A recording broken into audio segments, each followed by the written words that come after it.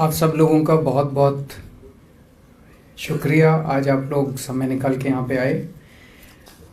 हमारी सरकार पोल्यूशन को लेके बहुत ज़्यादा सिंसियर है और बहुत ज़्यादा सीरियस है। इसके लिए पिछले कुछ सालों में जब से हमारी सरकार बनी है कई सारे एफर्ट्स किए गए हैं। जैसे इलेक्ट्रिक व्हीकल पॉलिसी बनाई गई और आज दिल्ली में सबसे ज़्यादा, पूरे देश में सबसे ज़्यादा इलेक्ट्रिक व्हीकल्स दिल्ली के अंदर बिक रहे हैं। मात्र कुछ सालों में जो हमारे टारगेट्स हमने रखे थे उससे कहीं ज़्यादा हम एक्सीड कर गए हैं। दिल्ली के अंदर पब्लिक ट्रांसपोर्ट को सुदृढ़ करने के लिए दिल्ली मेट्रो तो पहले चली रही थी, लेकिन दिल्ली में बसों की बहुत कमी थी। लेकिन अब दिल्ली के अंदर बसों की कमी भी पूरी करते जा रहे हैं। कई हज़ार बसेस पिछले कुछ 1-1.5 साल के अंदर हमने खरीदी हैं और आने वाले सालों के अंदर और कई बसें खरीदने की ज़रूरत है। और 2025 तक उम्मीद है कि 10-11 हज़ार के करीब बसेस हो जाएंगी और इनमें लगभग 80% बसेस जो हैं वो इलेक्ट्रिक बसेस होंगी। इसके अलावा ट्री ट्रांसप्लांटेशन पॉलिसी लागू की गई और बड़े स्तर के ऊपर पेड़ों को उगाया गया, पेड़ों को लगाया गया, जिसकी वजह से आज दिल्ली का फॉरेस्ट कवर बढ़ के 23.6% हो गया है। ये अपने आप में मायने रखता है क्योंकि दिल्ली का forest cover over a period of time घटने की बजाय बढ़ रहा है। पूरे देश में अन्य शहरों में देखने में आया है कि ट्री कवर जैसे जैसे विकास होता है, पेड़ काटे जाते हैं, ट्री कवर घटता है। दिल्ली के अंदर हम विकास भी हो रहा है लेकिन उसके साथ साथ ट्री कवर जो है, फॉरेस्ट कवर घटने की बजाय बढ़ रहा है। आज की डेट में वो 23.6% है। नेशनल एवरेज 20% है, उससे ज़्यादा है। ये जब जब ज़रूरत पड़ती है तब तब ग्रेडेड एक्शन प्लान तुरंत लागू किया जाता है। और साल दर साल अब देखने में आया है कि जो सीवियर पोल्यूशन वाले दिन हैं वो इस साल घट के केवल 3 दिन, इस साल नवंबर के पीक महीने में केवल 3 सीवियर डेज थे, which is much less than the last few years. हमने कई सारे कैंपेन चलाए जैसे रेड लाइट ऑन, गाड़ी ऑफ, और इन सब चीज़ों का क्यूमुलेटिव इफेक्ट है कि दिल्ली का एवरेज एनुअल पोल्यूशन जो है वो पिछले 5 साल में अगर देखा जाए 2018 से लेकर आज तक सबसे कम अभी पोल्यूशन रहा। तो अभी तक जो एफर्ट्स किए गए वो सारे बहुत अच्छे हैं, लेकिन अभी बहुत कुछ करना बाकी है। अभी परसों जो मैंने ऐलान किया था कि दिल्ली की सड़कों को अब मैकेनाइज्ड स्वीपिंग की जाएगी, रोज दिल्ली की सड़कों को धोया जाएगा, फुटपाथ की मैकेनाइज्ड स्वीपिंग, इससे पोल्यूशन बहुत कम होगा। बिकॉज एक बहुत बड़ा कारण है दिल्ली की सड़कों के ऊपर जो मिट्टी है, उसकी जब स्वीपिंग की जाती है वो मिट्टी उड़ती है, और जब उसके ऊपर मिट्टी अगर सड़क पे होती है और उस पर जब ट्रक या बसेस चलती हैं, व्हीकल चलते हैं, तो वो मिट्टी उड़ती है। उस मिट्टी को अगर हम साफ कर देंगे तो इसका पोल्यूशन के ऊपर बहुत असर पड़ेगा। अभी तक जब भी हम पोल्यूशन को कैलकुलेट, एनालाइज करने की बात करते थे तो कहा जाता था, एक स्टडी 2013 में की गई थी, एक 2017 में की गई थी। तो जितनी स्टडीज हुई वो स्टडीज वन ऑफ स्टडीज थी। जैसे मान लीजिए फलाने जून के महीने में 2014 में कोई स्टडी की गई, अब वो 30 दिन 35 दिन तक अलग अलग जगह से सैंपल लिए गए। कोई सुबह लिया गया, कोई दिन में लिया गया, कोई शाम को लिया गया।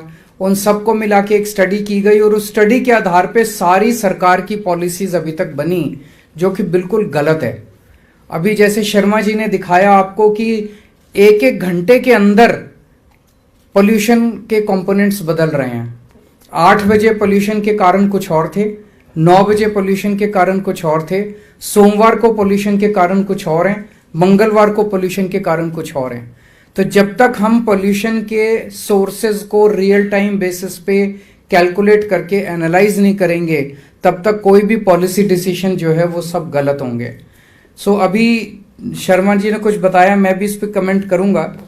तो जो अभी हमने देखा, अब हमने आईआईटी दिल्ली, आईआईटी कानपुर, टेरी, डीपीसीसी, इन सब ने मिलके real time source apportionment, real time मतलब अभी इस वक्त दिल्ली की हवा में किस वजह से कितना पोल्यूशन है, इस वक्त व्हीकल्स की वजह से कितना पोल्यूशन है, कूड़ा जलाने की वजह से कितना पोल्यूशन है, डस्ट की वजह से कितना पोल्यूशन है, कोयला जलाने की फ्लाई ऐश की वजह से कितना पोल्यूशन है, इस वक्त रियल टाइम बेसिस पे कितना पोल्यूशन है दिल्ली की हवा के अंदर, किस वजह से, ये इन मशीनों के द्वारा हमने जो भी बेस्ट अवेलेबल मशीन थी दुनिया में उन सब मशीन को प्रोक्योर करके और वो रियल टाइम सोर्स अपोर्शनमेंट हमने करना चालू किया है। तो एक तरफ तो ये अभी क्या सिचुएशन है वो बताएगा और दूसरी तरफ ये फोरकास्ट भी करेगा कि अगले 3 दिन में आवरली बेसिस पे ये फोरकास्ट करेगा कि क्या उम्मीद की जा सकती है।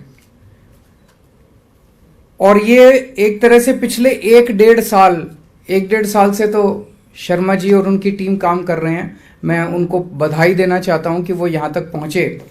दिल्ली सरकार इस पे 3-4 साल से लगी हुई है। उसके पहले हमने वॉशिंगटन से भी कांटेक्ट किया था, लेकिन हमारे कई सारे प्रयास सफल नहीं रहे। लेकिन इस बार आईआईटी कानपुर, आईआईटी दिल्ली के साथ मिलके जो हमने ये सारा किया, ये हमारा सफल रहा और आज मुझे इसको लॉन्च करते हुए बड़ी खुशी हो रही है।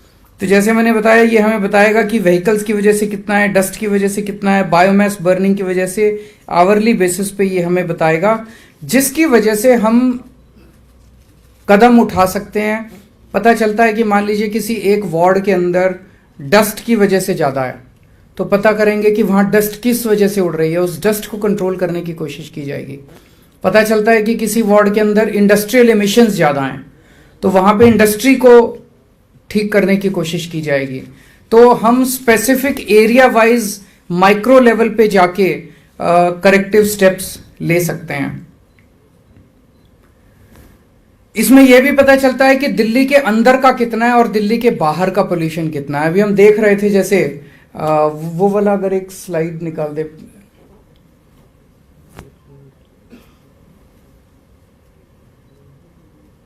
यही वाला, ये वाला। इसमें अगर हम देखें 24% ये नीले वाला जो है ये तो बायोमास बर्निंग है, वो बाहर वाला ऑरेंज और ये येलो वाला सेकेंडरी इनऑर्गेनिक, ये वाले जो हैं ये बाहर के हैं। हम देख रहे हैं कि लगभग 1/3 पोल्यूशन जो है दिल्ली का वो बाहर के सोर्सेस से है। वो जो सेकेंडरी इनऑर्गेनिक एरोसोल्स जो है ये बाहर का है और ये लगभग कांस्टेंट है। पिछले 3 महीने का भी कांस्टेंट है और कल का 29 जनवरी का ये भी कांस्टेंट है। दूसरा नीले वाला बायोमास बर्निंग है, ये भी बड़ा इंटरेस्टिंग है। ये सर्दियों के महीने में ज्यादा है। ये बायोमास बर्निंग क्या है? ये वही है ना जो सिक्योरिटी गार्ड रात को अपना थोड़ा सा वो आग लगा के, ये हमने देखा, ये हमारे लिए भी बड़ा, मैंने दिसंबर में भी मैंने जब शर्मा जी की टीम से प्रेजेंटेशन लिया था तो देखने को मिला कि इसकी क्वांटिटी सर्दियों के महीने में काफी ज्यादा है। रात को जब सिक्योरिटी वाला या ड्राइवर या लोग जो अपने थोड़ी सी आग लगा के वो, ये इतनी ज्यादा है दिल्ली के अंदर कि ऑलमोस्ट 1/5 पोल्यूशन जो है दिल्ली के, तो ये सारा धुआं उड़ता है और चूंकि टेम्परेचर इन्वर्जन होता है तो वो सारा धुआं जो है दिल्ली के अंदर गैस के रूप में, गैस चैम्बर के रूप में बन के रह जाता है। तो ये 1/4 बायोमास बर्निंग है। व्हीकल्स भी हम देख रहे हैं कि लगभग कांस्टेंट है, 17-18% के आसपास व्हीकल्स का है। ये बड़ा इंटरेस्टिंग है कि इससे इस तरह की एनालिसिस, ये पूरी दिल्ली का है। अब इसको अगर हम एरिया वाइज, एक एक वार्ड, एक एक कॉलोनी वाइज जब इसको ले जाएंगे, आज हम एक वैन चालू कर रहे हैं, इससे ये एक बार वैन स्टेबलाइज हो जाएगी तो इस तरह की कई वैन्स हम खरीद सकते हैं और इनको दिल्ली के अलग अलग कोनों के अंदर हम खड़ी कर देंगे। और जो हॉटस्पॉट एरियाज हैं, वहां हॉटस्पॉट क्यों है, पोल्यूशन किस लिए ज्यादा है, ये हम लोगों को पता चलता रहेगा। वहां पे फिर उस स्पेसिफिक सोर्स के ऊपर हम कॉन्सेंट्रेट करके उस सोर्स को, पोल्यूशन को हम कम करने की कोशिश करेंगे। तो एक ये सुपर साइट है, यहाँ 2nd फ्लोर पे एक mobile air quality monitoring station बनाया गया है जो मोबाइल चलता रहेगा। एक फोरकास्टिंग सॉफ्टवेयर है जो 3-3 दिन का फोरकास्ट करेगा और डैशबोर्ड और पोर्टल है। इंप्लीमेंटिंग एजेंसीज हैं, डीपीसीसी इसकी ओनर है। आईआईटी कानपुर जो है वो लीड मेजरमेंट करता है 2.5 का और सोर्स कंट्रीब्यूशन करता है। आईआईटी दिल्ली फोरकास्टिंग करता है और टेरी जो है वो एमिशन इन्वेंट्री प्रोवाइड करता है।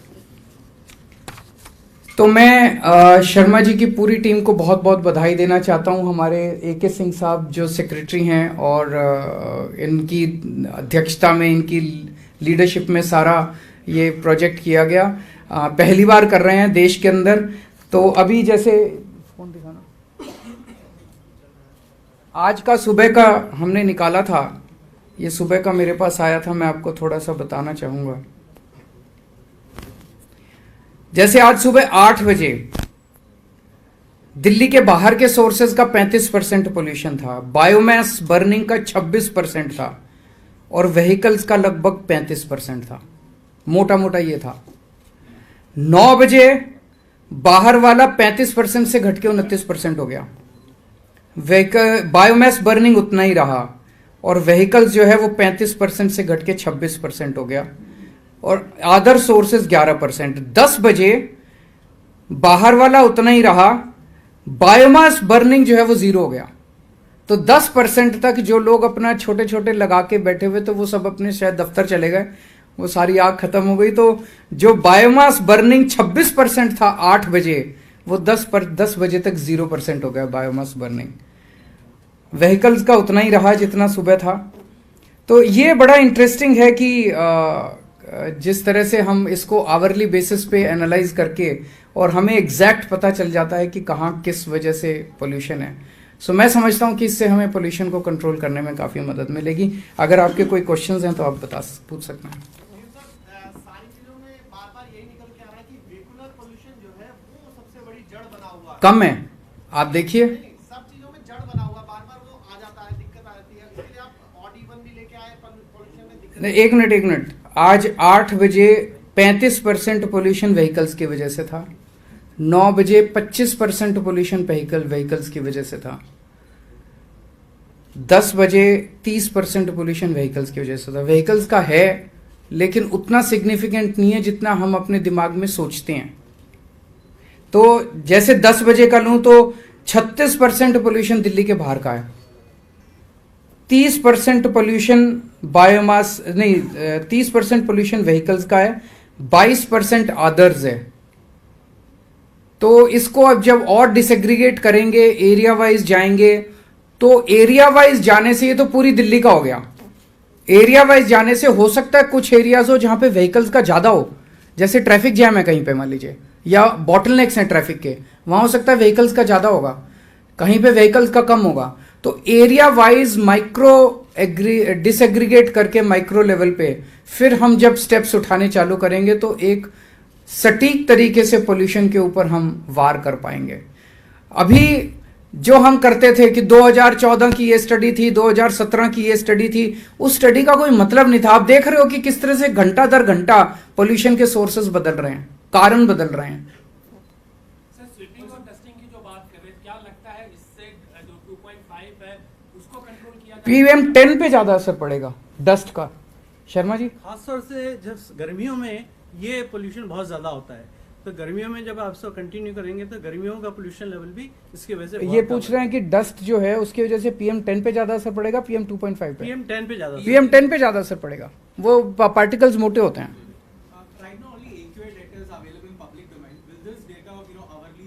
ये अब आपको वेबसाइट पे है, ये क्या वेबसाइट है? आसमान, RAASMAN, आप खुद देख सकते हैं, आर्ली बेसिस पे इस पे आता रहता है, rasman.com।